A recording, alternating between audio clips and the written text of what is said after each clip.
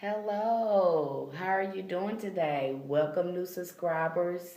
Thank you, subscriber, for liking and sharing our videos and following our channel.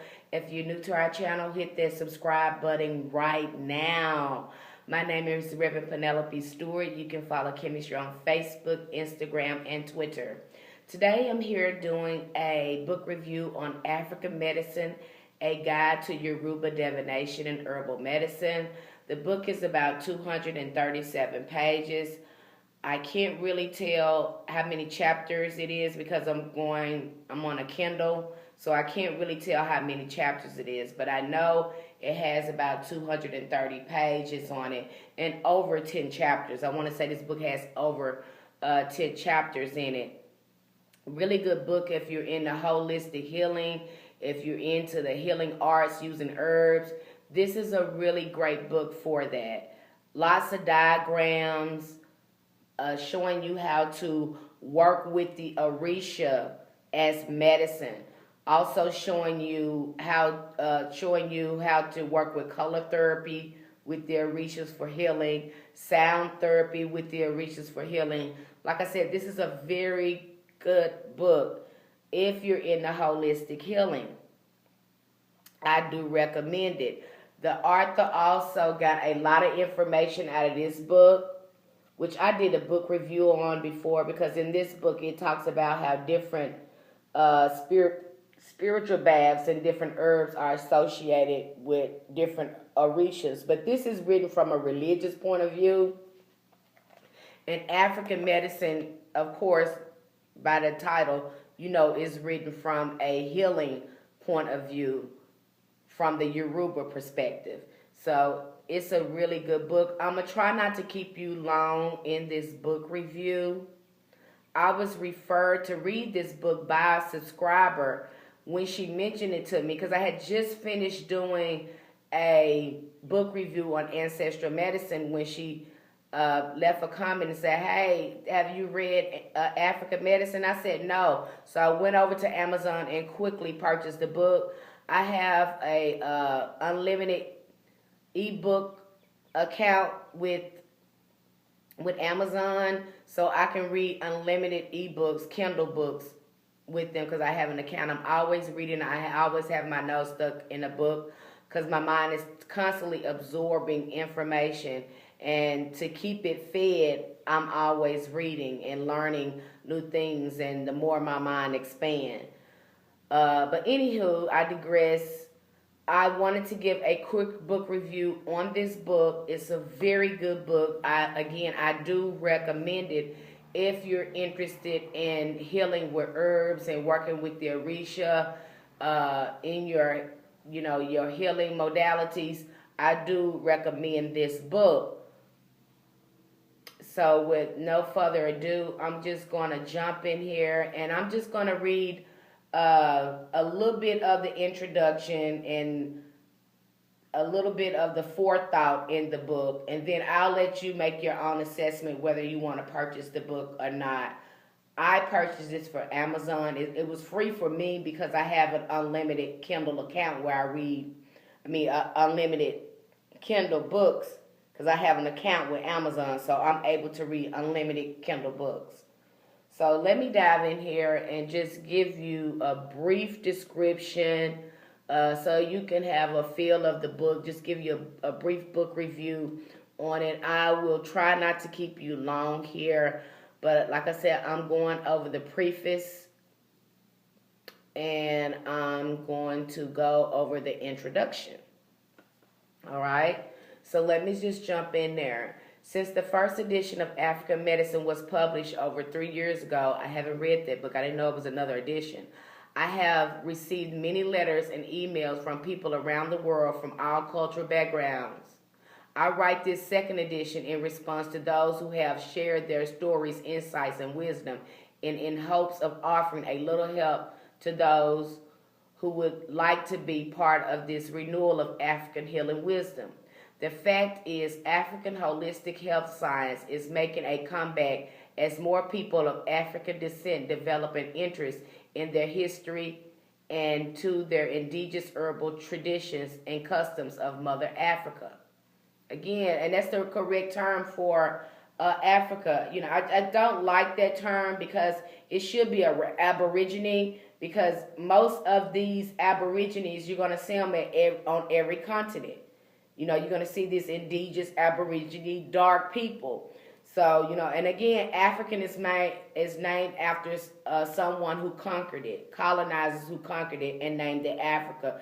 And it's had so many different names, all right? But I digress, I go on. People of all racial backgrounds are becoming disillusioned with conventional Western medicine with all its iatrogenic diseases, or diseases caused by medically prescribed drugs and therapies. An increasing number of enlightened Africans in the diaspora are getting in touch with herbs and traditional African diets at the same time with their own African heritage. So now we are once again experiencing a holistic health movement. At the outset, my main goal with the first edition of African Medicine was to interpret and present African healing science in its true light. It is my belief that the credo of African medicine is much needed complement to what is happening today in the renaissance of traditional medicine such as Chinese, Ayurvedic, and Native American traditions. African medicine seeks to reunite the personality complex with the divine or higher self in a more meaningful, holistic way.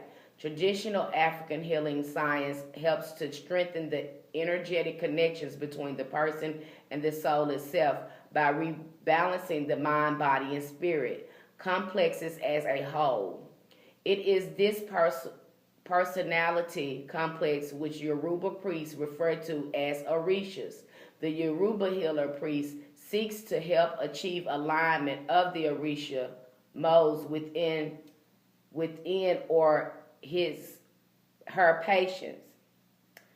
These ideas are expressed in sacred oral traditions handed down for thousands of years from generation to generation through discussions both among elders and between generations. During times of slavery, many Africans transported to the New World maintained spiritual view of health that had characterized their African ancestors. They believed that good health arose from harmony with nature and the Creator. Poor health from discord. When diseases occurs, it is a sign that we are blocking the natural flow of consciousness and subtle life force energies through our body, mind, and spirit complexes. It is a sign from our Orishas that something has gone wrong in the system. The Arisia Network needs to be rebalanced if health and purification is to be achieved. Diseases could stem from deviance, from religious morals and ethics, or conflict with the natural environment and the eating of wrong foods. Many of the basic physical and spiritual health issues that human beings are trying to work through can be corrected in the Orisha internals. Because remember, the Orishas live inside of us. So when we're out of balance, that Orisha energies that's inside of us is out of balance as well. Traditional, and he breaks all of that down in this book. That's why I love that. He's telling you each Orisha is associated with different functions of the body. Like Oya is associated, I think, with the lungs, I think, because this air, I'm not for sure, but, you know, he breaks all of that down in the book and shows you how each Orisha is assigned to each one of the body systems and organs within the body. So, like I said, this is a really good book. Traditional healing in the Caribbean slave culture regarded root doctors or herbalists with the high esteem and value herbal cures such as mullein leaves, camphor, and sarsaparilla roots. Most of these herbs, as well as medicinal formulas, combine elements of both science and faith. Traditional African medicine was and is effective in healing disease. Right diet, healthy lifestyle, and spirituality are essential ingredients for recovery, whether in modern medicine or traditional healing. And that's one thing they miss in modern medicine. They don't treat the whole well-being. They don't treat the mind, body, and spirit. They treat just the body, and there's really no cure with their medicine. There's really no cure. That's why there's really no cure for diseases, because it's a disease in your body, because they're not treating the whole well-being. They're not treating the mind, body, and spirit. They're only treating the body. They are not curing disease, but they're arresting it. They're treating it, but they're not curing it. So that's a very big difference. Root doctors provided the authority in our community in which such principles were grounded and preserved. This deep legacy continues to affect us. Modern medicine is young. The jungle is old. The jungle ways were once our ways, and they are not easily forgotten. Within each of us lingers something of an older African wisdom. Somewhere in each of us, the ancestors are calling us back to the dance, the drum, and the jungle. Herbal medicine is part of the African heritage, part of the blood and spirit of our past. That was just the preface. I'm going on with the introduction. Again, I don't want to make this video too long, so I'm just going to read it. Like I said, just the preface and the introduction to you, and then you make your own assessment whether or not you want to purchase this book. But I do recommend it because it's got a lot of, it's a neat book because this author breaks down everything for you so you can be able to use the herbs yourself in your own healing modalities. So if you are herbalist or you're a root worker and you're using herbs to heal, great book for that, great reference book. Herbal medicine is an African tradition. For thousands of years, many people of the African continent had a faithful and confident dependence on the use of various plants of the earth for the alleviation and the avoidance of certain chronic and acute illnesses. Like healers in many cultures of the world, African herbalists have drawn on a large body of knowledge in the course of over 10,000 years, and yet the world has ignored and overlooked the African contribution to medicine and the healing arts. It is my hope that this small book will help to change that. Traditionally, in ancient African societies, African healers would orally transmit their herbal wisdom from one generation to the next. Not only was African medicine passed from generation to generation, starting in ancient Egypt or Kemet, but from continent to continent. So you'll see these Aborigines people have their own herbal medicine. You'll see that from one Aborigine from continent to continent, they were very familiar with using herbs on how to heal. You see that with the quote unquote so-called Native Americans as well. And they talk a little bit about that, and once I get there, I'm going to stop and I'm going to go in there a little bit deeper with that, okay? For example, when Greek physicians took their oath to the healing god Asclepius, I can't pronounce this, Asclepius, they were really swearing in to an African originally named as Imhotep, the great physician from Egypt. I'm sure you guys have heard of that before. During his lifetime, he was revered as the god of medicine between 2780 to 2680 BC. Western historians have wrongly given credit to a Greek doctor named Hippocrates, who had actually taken the Asclepius Inhopotepian oath and lived 2,000 years after the true father god of medicine. The Dravidians, the black untouchables of ancient India, who were the first inhabitants of that country, migrated from Ethiopia via the Isthmus of Suez. I talk about that from my book, From Matriarch to Patriarch, talking about how our ancestral mothers They were agriculturists, and they kind of went all over the continent and settled in different areas of the world. They were the first founders of Hinduism and Ayurveda medicine, which was a product of the esoteric philosophy of Inner Africa. One of the oldest, most fascinating systems of medicine on the planet was developed by the Yoruba people of Western Nigeria, with scattered groups in Benin and Togo, Africa.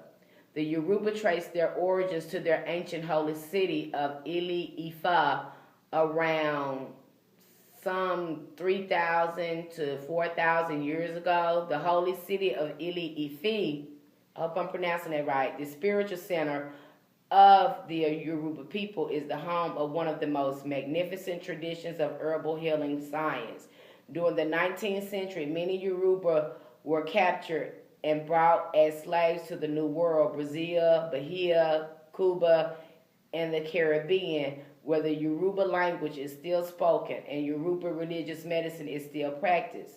The Africans who were brought to the New World were already socialized in their own African traditions and healing systems. They brought with them sophisticated beliefs about illness and its healing and adapted these to the new and often brutal circumstances of the transatlantic slave trade. In the new lands to which they were brought against their will, unknown diseases killed thousands, and malnutrition claimed the lives of many women and children.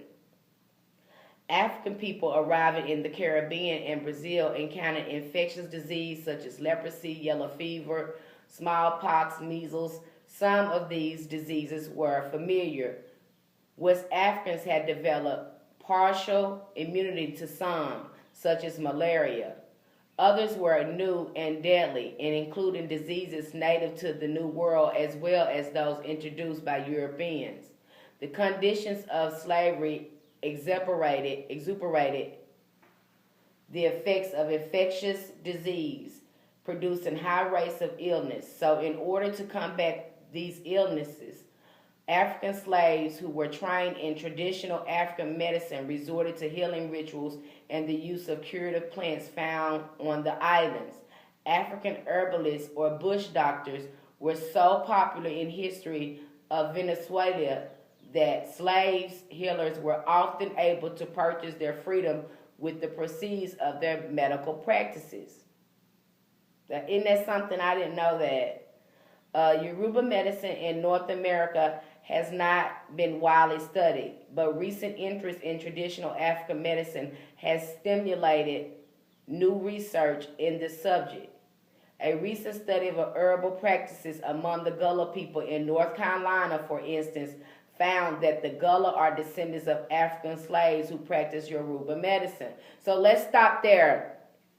Now see how they're trying to put the Gullah people in Africa, you know, and you're going to see that with the Aborigines here in America. And let's get this straight. There were already ancient black people here. There were already ancient Americans already here. Okay, so we already had ancestors right here. And if you read my other book, Hoodoo Medicine, you go back to my other book review, Hoodoo Medicine, you'll see they can't tell you whether or not who influenced herbal medicine. They can't tell you if the Native Americans influenced African herbal medicine or vice versa. They can't tell you that because they're one and the same. Aborigines have always been familiar with the herbs that will help heal us. So, you know, and then Africa too, I don't like that term because that's the name of a person that conquered the continent. But that's not really, they don't call themselves that. They call themselves, you know, either Kenyan, Nigerian. They don't describe themselves as African. All right? So the correct term for them would be indigenous or aborigine.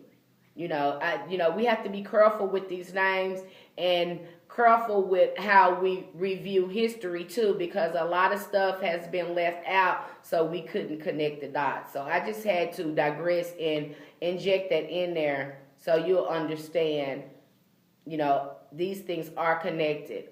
According to oral tradition, Yoruba medicine was founded over 2,000 years ago by a mystic prophet named Undeniably, who appeared among the Yoruba in the ancient holy city of Ile-Ife. He brought with him a divine system of ethics, moral, religious beliefs, divination, and herbal medicine. The holy city of Ile-Ife became the preeminent Yoruba spiritual culture center. It was here in the Ile-Ife that Undeniably built his temple on the sacred hill called Oke-Tape or Oke-Tape, meaning heaven, only heaven knows the way to salvation. Undeniably's teachings were rooted in religious texts called the Ifa Corpus, or the Book of Cosmic Intelligence. This ancient text is the foundation for Yoruba healing science. The Yoruba believe in one supreme being known as the Olodumare, the principle of principle. It is said that the Olodumare has numerous intermediaries, spiritual beings known as the Orishas, which were in broad terms similar to the angels of the Bible, the Quran, and the Torah. So you see, I told you the similarities in that, how, there was an amalgamation, a synchronization that took place with the Orishas.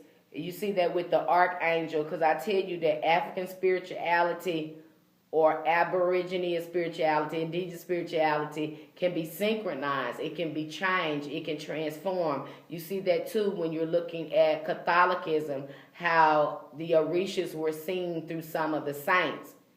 So again, and you got these other cultures learning from the most ancient cultures and basing their religions off the most ancient spiritual practices. So that's how you got a lot of these religions that develop today. I hope that makes sense to you.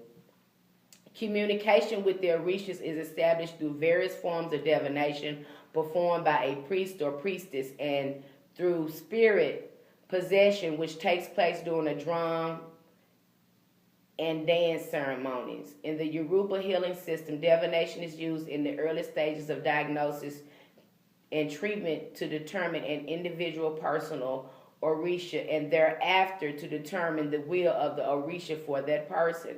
According to the Yoruba healers, divination is the process through which the Orishas diagnose people's health problems and recommend solutions. The Orishas are pure energy of light governed by God. Each Orisha has its own drum rhythm, songs, food, herbs, attributes, bodily features, and dance steps. Yoruba divination presented a comprehensive story and practice for balancing the mind, body, and spirit. And that's something that they don't do in Western medicine. That's why a lot of these diseases are not cured, because they treat it, they arrest the disease, but they don't totally cure it, because they're not aiming to heal the mind, body, and spirit, the whole well-being of the person. And once we start treating individuals like that, they will be cured of diseases. But if you're not treating the mind, body, and spirit, you're really not going to be curing that disease. All right? Because it started in the mind. The disease always starts in the mind, and then it manifests in the body when we don't take the proper adjustments. I think I've talked about that before. The Yoruba religion integrated the teachings of Islam by the 12th century AD by way of Muslim scholars sent to Western Nigeria to introduce the teachings of Prophet Muhammad and the Holy Quran to the Yoruba there. So this is where I tell you, I talked about, I thought Yoruba was a patriarch religion. All right, and this is when the patriarchs kind of take over, and you see their influence in other religions around them. All right, all of the studies or sketches of West African history reveal that Yoruba people claim a common ancestry and history with many of the prophets mentioned in the Bible, Torah, and Holy Quran. Of course, because they stole this from their ancestral mothers. You got to remember, God was once a woman, and then you have these men coming in hijacking their spiritual practices. All right, I want to emphasize that there, so to help you understand what is being stated there. While today many Yoruba devotees practice Yoruba rituals passed down by the prophet or Namilia, both Christians and Islamic teachings have become an integral feature of Yoruba religion. See what I'm telling you? See how these patriarchs, they all have like a common thread together. They all agree to do this together. All right? So it's important that you understand that. This is an illustrative of the Yoruba people's quest for reality, the search for truth, or the restless striving of the human soul for the perfection of its spiritual and mystical or philosophical needs. The Yoruba religion is gleaned from the past, present, from east and west, and all of its teachings of spiritual tradition. The simplicity and power of this ancient religious medicine becomes evident as we progress through it. Yoruba medicine consists of a matrix of spiritual history as well as spiritual insight and mystical inspiration unique to the Afrocentric thought. From these evolve the truths of inner and outer comprehension of cosmic law. It includes a cast of herbal philosophy for its sought to embrace the welfare and health of living souls. And that's it for my book review. I hope you enjoyed this book review. Like I said, you have the title of the book, so you can buy the book on Amazon. I have the ebook here. I hope you enjoyed this book review, and thank you for being here with me today. Light and love, may the ancestors be with you.